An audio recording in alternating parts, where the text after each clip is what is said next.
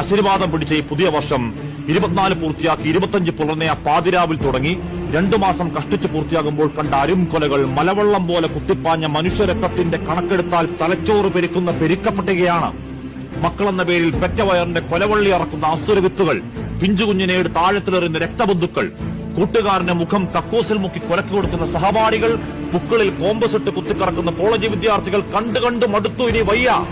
Number 1 Keralam എന്ന വ്യാജത്തിൽ കൈമലർത്തി പിത്തം പിടിച്ചിരിക്കാതെ ഇനിയെങ്കിലും ഇച്ഛാശക്തി കാണിക്കണം സർക്കാർ.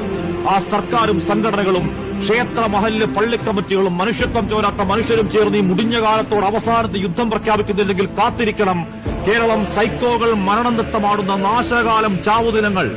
7ാം ക്ലാസ്സിൽ 8ാം ക്ലാസ്സിൽ പഠിക്കുന്നവൻ ലഹരിയിൽ ലെത്തുകെട്ട് കുറച്ചുകൂടി മൂത്താൽ അമ്മയ്ക്ക് നേരെ, പിന്നെയും മൂത്താൽ കത്തിയെടുക്കുന്ന പരമ്പര ചെറുക്കാവതല്ലെങ്കിൽ പുറത്തിറങ്ങാൻ ഭയകാലമെങ്കിൽ നമ്മൾ ഈ പറയുന്ന വളർച്ചാ സൂചിക, ഈസ് ഓഫ് ഡൂയിങ് ബിസിനസ് കെട്ടിപ്പൊക്കുന്ന വികസനത്തിന്റെ സപ്രപഞ്ചക്കെട്ടിൽ ആർക്കു വേണ്ടിയാണ് സാറേ?